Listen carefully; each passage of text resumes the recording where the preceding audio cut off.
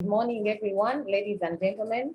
With all protocol observed, Stella, Nambooze Damulira, a clinical nutritionist, currently working with Nakasero Hospital. I'm humbled to be here to present this topic amongst you colleagues in the field. Given a topic too much, too little in addressing nutritional requirements of critically ill. I'll come up with a saying, health and nutrition overview. Nutrition is only a remedy, is the only remedy that can bring full recovery and be used with treatment. Remember, food is our best medicine. That is a quote by Bernard Jensen. Another quote by Anne Wilmore, the food you eat can be either the safest and the most powerful form of medicine or the shortest form of poison. Imagine.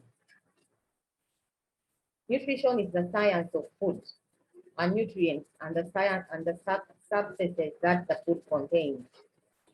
These processes through nutrition will include ingestion when we put food into our mouth or we use any other form of ingestion. It could be the feeding tube, it could be a gastro tube. It's a process of ingestion. Then digestion, when the food gets into the body. Absorption, it's transported.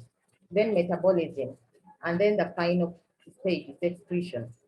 All these are forms of science as the food is used by the body. Without all these processes, nutrition is incomplete. Whereas there is a broader definition of nutrition, when you take it back to a layman's language, it includes the social. A social being will definitely need food, will definitely need something to drink.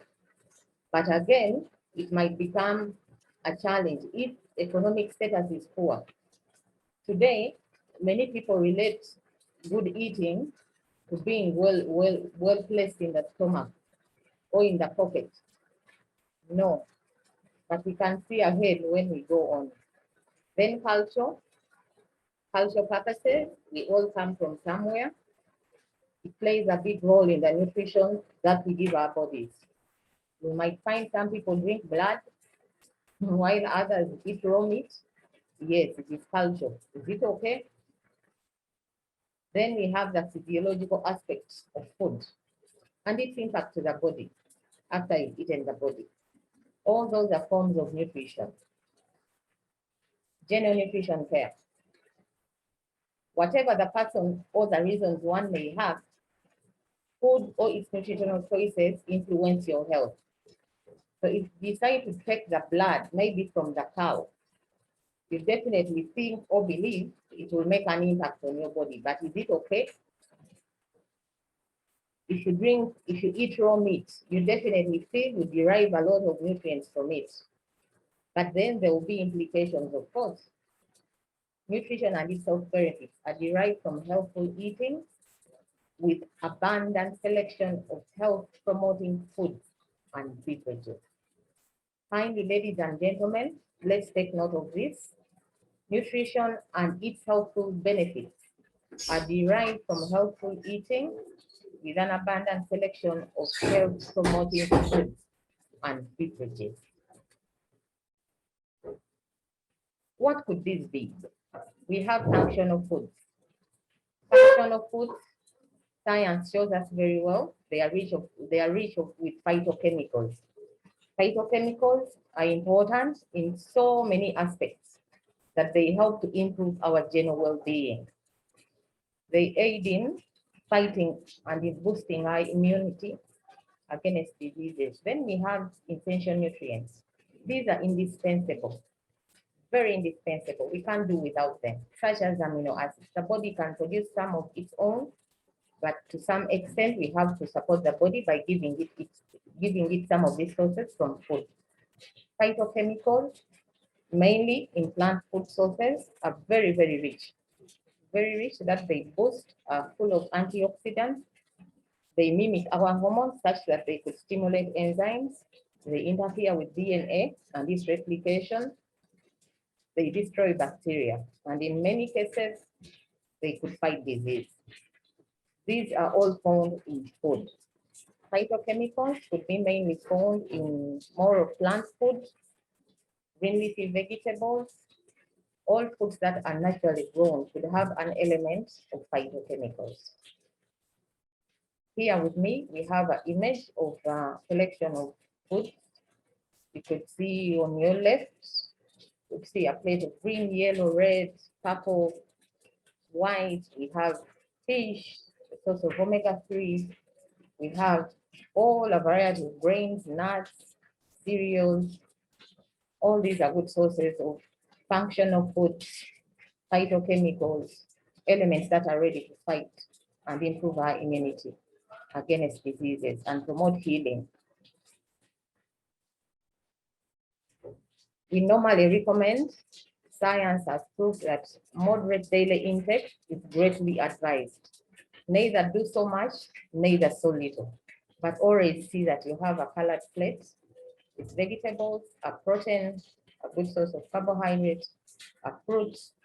All these are essential and they give you a good end result. Before excretion, the body will have utilized all these nutrients for performing. For instance, proteins. Proteins are growth foods. They will help develop cells, improve cells. Carbohydrates are good sources of energy. They boost our energy, have stored in the liver as glycogen, which is later used in future. That's why we need to select good sources of carbohydrates. And then we have the vitamins. Food sources are found in vegetables, fruits, and these could be good sources of antioxidants. That should boost your immunity.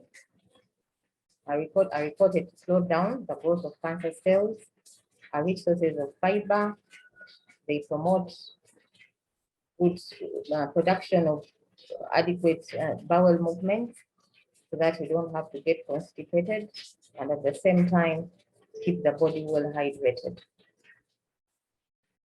Like I mentioned earlier, proteins are good raw foods, carbohydrates, good sources of energy, and glycogen as our reserve. Fruits, phytochemicals, flavonoids, all rich in elements that boost our immunity and fight diseases. We come to the big topic of the day. The critically ill patients utilize nutrients. It's practical and safe to use integral nutrition, either enteral nutrition or parenteral nutrition. And all these have advantages to the patient. Enteral nutrition, endlessly to say, is priceless and is easier. This could be best orally, but where need be, you can use other routes to promote enteral nutrition. And then we have parenteral nutrition, though it could come at a cost. Does the patient can afford to use parenteral nutrition? And then it also comes with risks of septic complications. And then maybe how we moderate it as the patient is using it will become a challenge. Importance of nutrition among the critically ill. Nutrition is essential for health, but it is particularly important at the times of critical illness. This is when the body undergoes extreme physiological stress. In response to this stress, the basal metabolic rates rise and lead to an increase in energy, and in particular, the proteins. And this will leave the body without reserves due to a high catabolic rate.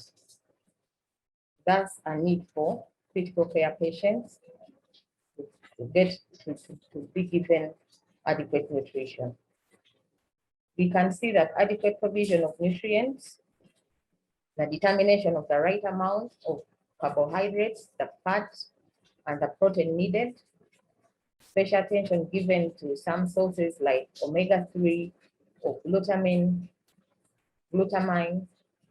particular conditions frequently observed in intensive care, such as patients with dysphagia, frail patients, multiple trauma, abdominal surgeries, sepsis, and obesity are tailored. A nutritionist has to tailor all these elements so that they meet the need of the patient in critical care. Before the nutritionist does that, they need to know this. They need to carry out assessment. What is the risk of critical care? The nutritionist have to ask themselves that question. How do we determine critical illness? How to assess nutrition status of critically ill? The nutritionist has to sit down, examine all this, how to define the amount of energy to provide the patient. And this is done on a daily basis. It's not a one-day thing. It's done on a daily basis. The route the patient will be using, the most effective route to feed. That's where either it is enteral feeding or it's parenteral feeding. How to adapt according to the various clinical conditions that the patient has. Is the patient intubated? Are they on ventilation? Are they fully awake? Do they have GI obstruction? That's where the nutritionist has to come in and assess when to start the composition of nutritional therapeutic feed. The nutritionist has to also greatly examine this, when to start. Should it be delayed? Maybe in cases where the patient has upper GI bleeding, maybe when you have no bowel sound, the patient has no bowel sound, shouldn't the patient feed? The nutritionist also has to assess the progress. If nutritional support has been started, the progress of the feeds that are being given. Are they adequate? Yes, these are some of the questions in terms of assessment that the nutritionist has to use. There is a diagram with us here. Why should we start parenteral nutrition? In case it's the option the nutritionist takes. One, to provide nutrients for the body. We find that parenteral feeds are enriched with multiple nutrients. They have carbohydrates, they have amino acids, they have proteins, they have fats, they have some electrolytes. So we find that the patient will be able to derive all this through parenteral nutrition. And through parenteral nutrition, the patient will be able to promote growth, development. The patient will be cared for in terms of hydration and electrolyte balances. Thus, the choice is still yet to be made by the nutritionist and the multidisciplinary team that is managing the patient. However, we also have total parenteral nutrition. This is where the patient can't be fed using the GI. And an option is done to rest the GI as it is recovering to use total parenteral nutrition. Like I mentioned earlier, clinical considerations are done. Critically ill patients, they mainly are the ones that go to ICU and have high risks every hour that they spend in ICU. They are critically sick, could be with life-threatening disorders, could have surgical procedures done. All these are at high risk of malnutrition. Assessing patients in ICU or critical care units could be used either by the previous body weight that the patient before admission, preferably the dry weight before the patient has fluid accumulation. And then most suitable also could be the MOAC. The mid-upper arm circumference can also guide you on the weight and the needs of the patient. If it is extremely low and the patient is admitted, you definitely know that you have much work ahead of you. That's why nutrition should be initiated early. How do we define the amount of energy we provide patients? These vary. The disease state is very important. Burns, severe trauma, post-operative procedures, all these need a lot of rehabilitation. The route to use also matters a lot. If we decide on enteral nutrition, how successful will it be? If we decide on parenteral nutrition, is it the best option, or enteral nutrition and parenteral nutrition? Then we could also agree to use total parenteral nutrition for the reasons that I had mentioned earlier, when we decide to rest the gut to help the patient recuperate. To emphasize nutritional assessment in critical care, physical examination is very, very important. We normally use the subjective global assessment, which helps you to determine the patient's condition, not necessarily thinning that gives you the reason that the patient is not getting enough, but you use subjective global assessment, which is normally abbreviated as SGA. How do we adapt to various clinical conditions? The goal is to preserve lean body mass in ICU patients. Nutritional support mechanisms. We need to have those mechanisms as we manage the patients in ICU. The best option that the patient could use is this question that we could ask: what is the best nutrition support for my patient? And then you could also ask, nutritional care guidelines in critical illness need a level of high protein, amino acids as the patient requires daily. This could be summarized as giving at least an amount of 1.2 to 1.5 grams per kilogram per day in terms of calories. And then in a normal person, we could use 30 to 35 kilograms of pulse for a normal human being. But as people get sick in ICU, we might tend to use 30 because, again, we don't want to overwhelm the body. We want to just utilize enough to see that the body is not overwhelmed, given that they also have multiple other inflows that they are getting. And the goal is to minimize lean body mass, to allow the body to mobilize through activities like physiotherapy. When do we start nutrition? Oral diet is preferably the number one sort of. However, parenteral nutrition is always number two in critically ill patients. In case in day one, your patient wasn't able, because day one is when we stabilize the patient, to be a post-cardiac arrest, so the patient is being stabilized, we might rest nutrition. However, observing and noting the best way for this patient to start feeding immediately.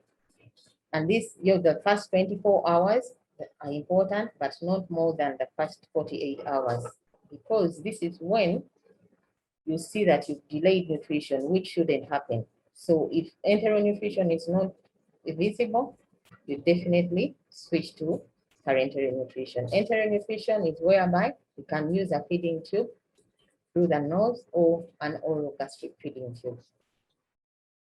However, if contraindications are available, we can use both enteral and parenteral nutrition. But overall, we need to start feeding immediately. In a patient who has come in ICU, there is no reason why a patient should be starved. As all other procedures are being done to stabilize the patient should be considered for feeding. Nutritional therapy in special conditions. In patients who can't tolerate enteral nutrition, either in the first days, or first 2 days, or first 48, 72 hours, we encourage parenteral nutrition. And this is individualized as the patient. If the patient is not tolerating well, especially if it is more than maybe 500 meals in consecutive feeds, yes, that is a candidate for parenteral nutrition. If it is less, we can still feed in small amounts cumulatively through the day. And then we can encourage physical activity, which improves digestion and muscle activity. As we give enteral nutrition, there are foods we give consideration, like the omega-3 fatty acids. This could be given enterally in the patient's feeds, as they are good sources of immune boosters. There is a case study with us here, a case of a 68-year-old male, and with all these multiple comorbidities. One, he's ventilator dependent, and he has multiple organ failure statuses as his baseline. The 68-year-old is a post-cardiac arrest. He has respiratory failure with pleural effusions being tapped. He has sepsis. He's diabetic, hypertensive, has congestive heart failure, developed decubitus gluteal ulcers, liver failure with high liver enzymes, definitely muscle weakness, renal failure, anuric, and alternative hemodialysis, has poor gastric emptying, ventilator dependent, and a candidate of amputation due to lower dry gangrene on his toes. If we look at this patient, we could really see that he's a very, very sick person, and maybe there is no reason why we need to go on with ICU care or nutrition. Ladies and gentlemen, it's a big no. This person needs to be nourished.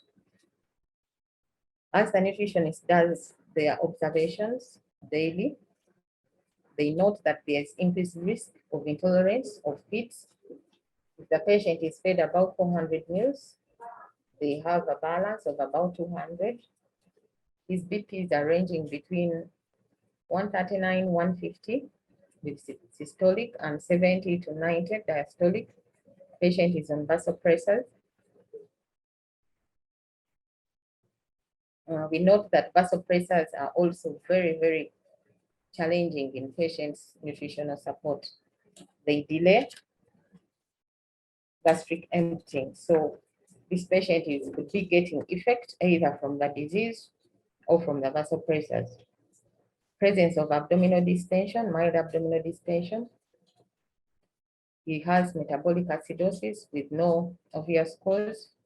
Slowed gastric emptying, as I mentioned earlier, maybe it's the vasopressors contributing to this, or poor drug interaction with nutrients.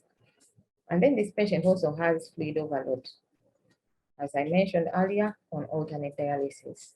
However, he has his sugars controlled. So having such a patient is a big challenge on how effectively you can manage the patient to feed. With fluid retention, fluid overload, definitely nutrition is the first that many intensivists look at and say no. And nephrologists also will look at nutrition and say, if we have fluid overload, we are cutting so much. So what would we do in such circumstances? Like I continue to say, overall observation is important on the nutritionist side. You look at the gastroresidual volume. Is it greater than 50 in a single measure? Or is your GRV of 150 to 150 mils, is it consecutively increasing to 150 or above? Is there impossibility of offering more than 20% as planned meals for the patient's day? Does the patient have vomiting? These are some signs that a nutritionist could also look at to know that there's poor intolerance to this feed, especially if the mode of feeding is enteral feeding. The plan of action. In patients like this, either septic shock, receiving vasopressors, or inotrops, enteral nutrition also could increase the workload to the patients. Also depending on their volume, their oxygen consumption, and their carbon dioxide output. So what do we do? For patients like this, we could either continue with enteral nutrition or discontinue. But if we discontinue, what happens? We switch to total parenteral nutrition. Total parenteral nutrition still given with, in the back of our mind, remember this patient has fluid overload. So we switch to total parenteral nutrition, and it is given in smaller amounts. However, if this patient was still able to tolerate smaller amounts, we could continue with both enteral and parenteral nutrition in small controlled amounts.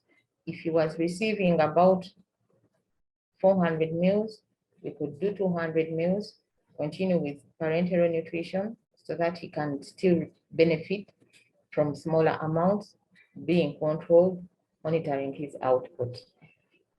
There is a quote with us here, as per Heather Morgan. He said, every time you eat or drink, you are either feeding disease or fighting it. So this patient is fighting disease. If we don't nourish him, he'll get problems. We'll be feeding his diseases. So the best mode of feeding is to choose the right amount of foods this patient will benefit from. With this diagram, there are so many derangements that this patient fills in.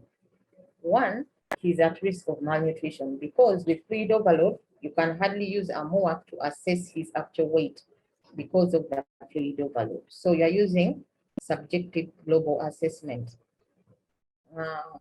Is he malnourished? Is his malnourishment coming because of the disease state he's in? Is there a feeding syndrome? Is he already sarcopenic or frail? He's already frail. And his nutritional disorders or nutritional related, are these nutritional related disorders? They are more related to disease that is contributing to poor nutritional intake. Is he starved? Many a time, patients are starved in relation to managing the fluid in the body, the output, and the target for that day of the fluid balance. Is there a chronic disease related to drug interaction? Yes, we also have drug interaction, and then there are chances that this patient is being starved because he's on high vasopressors, and then he's also being starved given less than what he should be getting. So it is really, really important for us to know that the first 2 days are very important. The 3 to 7 days are very crucial. More days beyond 7 is where we really need to struggle and see that we balance the patient's nutritional intake.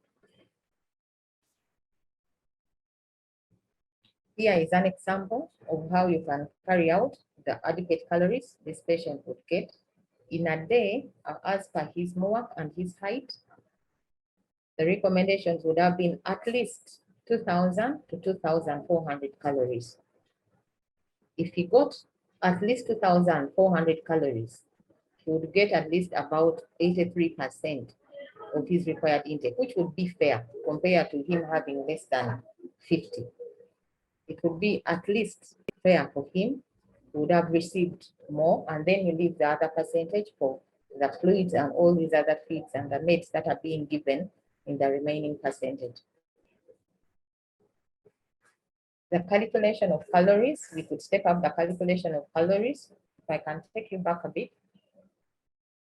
As we are calculating these calories, we include all the foods that the patient is going to get. This means that we have included the protein, we have included the carbohydrates, we have included the micro or macronutrients, or the vitamins, all in one meal.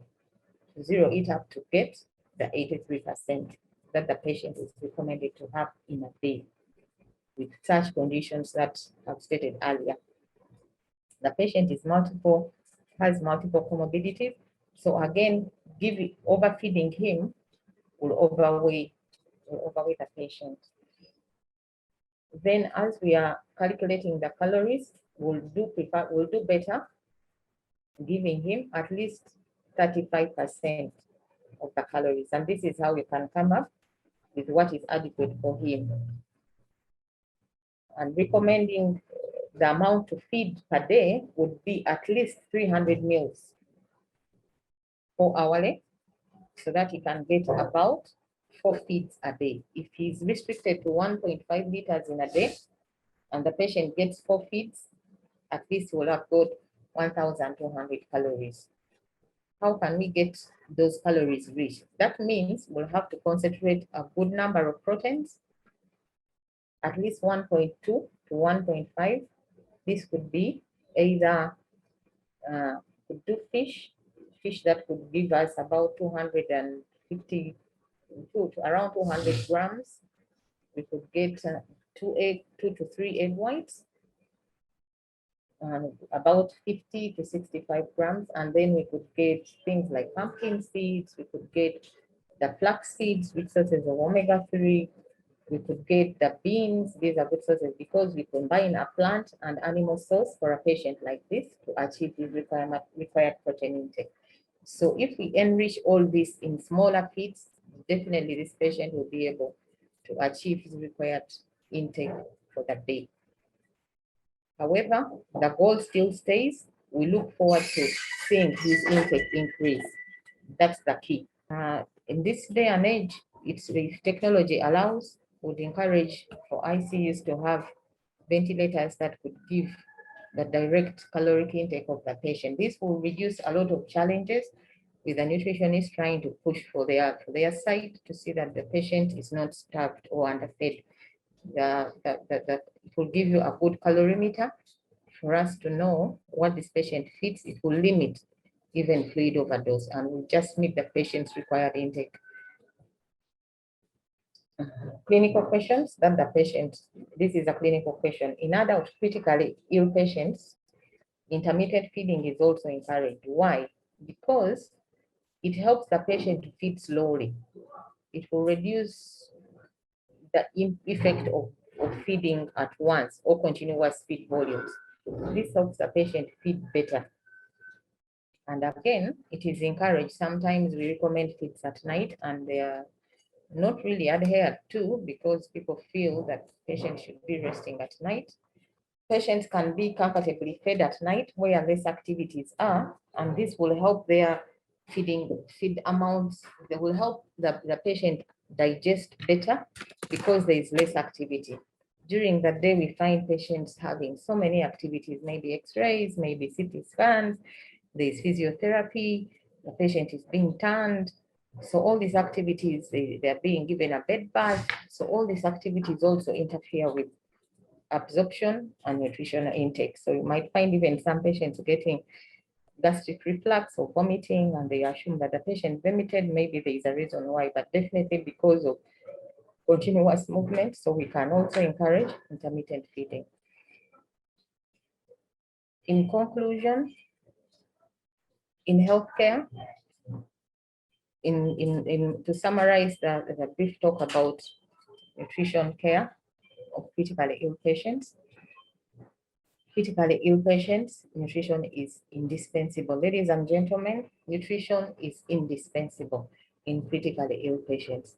However, it must be done in moderation with specificity, depending on case-by-case presentation and the response to its inputs administered. We determine patient by patient as they come. We don't give the same amount of feed to every patient. We don't mix the same amount of nutrients for every patient. Every patient is catered for as an individual, ladies and gentlemen. It's not standard for every patient to come in and they are given 400 meals. It is calculated after the patient has been given subjective global assessment, and then you determine the amount. And then the amount also can change any time because of the critical illness the patients have in ICU. Then the timeliness is of essence and paramount because ICU or critical care patients don't have reserves. They don't have stores in their bodies. All that they have is utilized. That's why you see they quickly show that there is muscle wasting, lean body mass is going, or they look smaller in a very short time. So timeliness is paramount, ladies and gentlemen. That's why we need, it's of the essence for a nutritionist to get on board as soon as the patient is admitted in critical care. Therefore, nutrition among the critically ill must not be too little, not too much. Thank you for this opportunity. I appreciate for any input or considerations that involve nutritionists as we manage our patients in critical care. Thank you.